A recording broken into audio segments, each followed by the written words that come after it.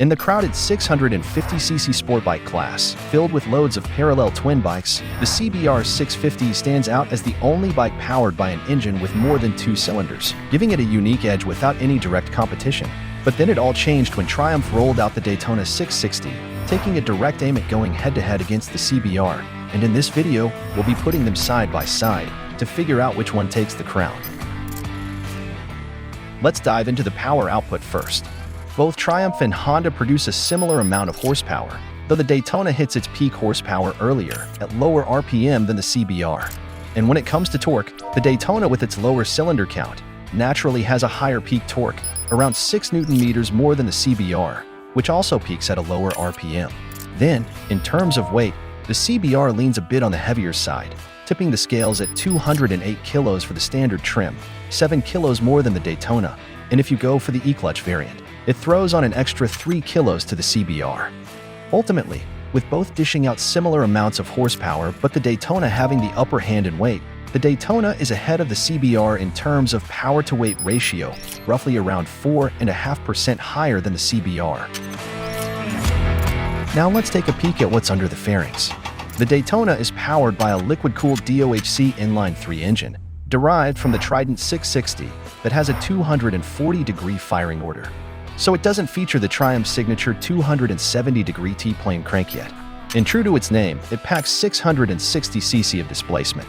On the other hand, the CBR is equipped with a liquid-cooled DOHC inline-4 engine that has 649 cc of displacement and hasn't seen any updates or revisions from the previous gen.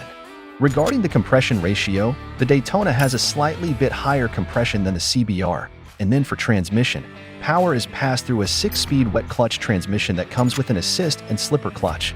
For the CBR, there is an optional E-clutch, a first in Honda's lineup. The E-clutch looks like an additional module attached to the engine that features 2 electric motors controlled by its own ECU to engage and disengage the clutch, letting you shift up and down while riding without needing to touch the clutch lever, including when pulling away or coming to a complete stop. So it has more to offer than a simple quick shifter. The E-clutch also kicks in as soon as you start the bike, making stalling your bike a thing of the past, which might be an appealing feature for new riders. As for color options, Honda offers the CBR in 2 colors, while the Daytona comes in 3 colors. However, for colors other than white on the Daytona, there is an additional $125 add-on.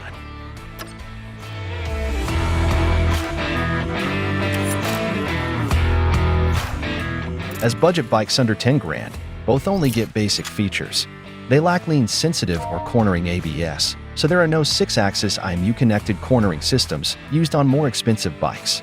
Moving on, the Daytona comes with a ride-by-wire system featuring 3 preset riding modes, while the CBR relies on the traditional cable-operated throttle. Traction control is available on both, but it's not adjustable and can only be switched on or off. A quick shifter for both bikes as well as an E-clutch for the CBR is optional and doesn't come as standard. On the cockpit, the CBR is equipped with a 5-inch full TFT screen, while the Daytona is fitted with an LCD and TFT dash combination. The LCD screen displays speed, revs, gear position, and fuel level, while the tiny color TFT screen displays other functions like turn-by-turn navigation, phone and music control, available with the optional My Triumph connectivity system. Whereas for the CBR, the smartphone connectivity feature via the Honda RoadSync app comes as standard. Chassis-wise, these 2 bikes have some things in common. Both feature perimeter-style frames made from steel, although the rake angle differs slightly. As for the front suspension, they have the same non-adjustable upside-down, separate-function big piston fork from Showa, with the same 41mm tube diameter. And at the back, there's a Showa monoshock that you can only adjust for preload. For stopping power, both have twin 4-piston radial calipers at the front, but they source these calipers from different manufacturers. The CBR relies on Nissan, while Triumph has its own custom-made caliper bearing the company's logo, though it looks like a J1 caliper on some KTM and CF Motos bikes. They also have the same disc brake diameter, and it's worth noting that the Daytona comes with braided brake lines as standard. They roll on the same tire sizes, 120 up front and 180 at the rear. When it comes to dimensions, the CBR has a slightly shorter wheelbase, precisely 25mm less, and as for seat height, both have an identical seat height of 810 millimeters. Then in terms of fuel capacity, the CBR can hold 15.4 liters of fuel, which is 1.4 more than the Daytona.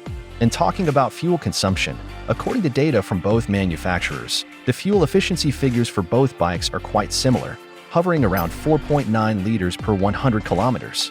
However, due to CBR's larger tank, it can cover longer range, approximately 314 kilometers on a full tank, while the Daytona is expected to reach only around 285 kilometers. Lastly, regarding the prices, we're using the UK MSRP because the US pricing hasn't dropped yet, and they're pretty much neck and neck. The CBR is priced at £8,599, while the Daytona comes in at $85.95, undercutting the CBR by just £4.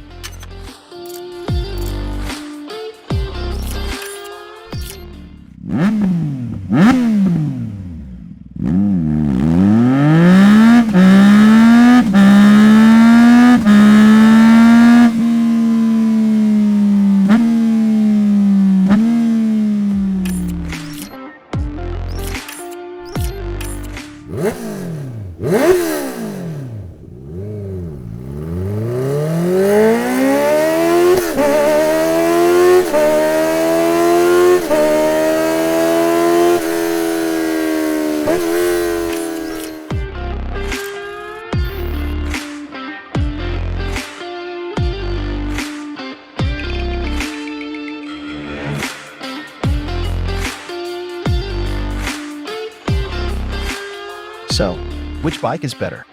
Power-wise, they have the same peak horsepower, but Daytona's bigger engine with fewer cylinders cranks out more torque at the low end, and besides that, it's lighter too.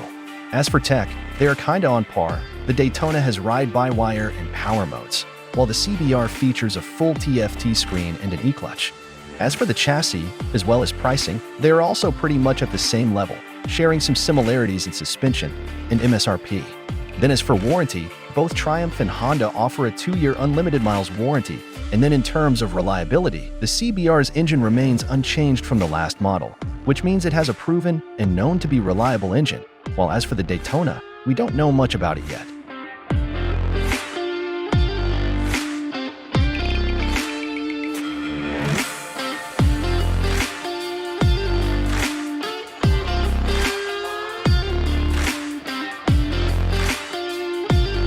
If you're curious about the difference between the new 2024 CBR 650 and the previous gen, you might want to give this a look.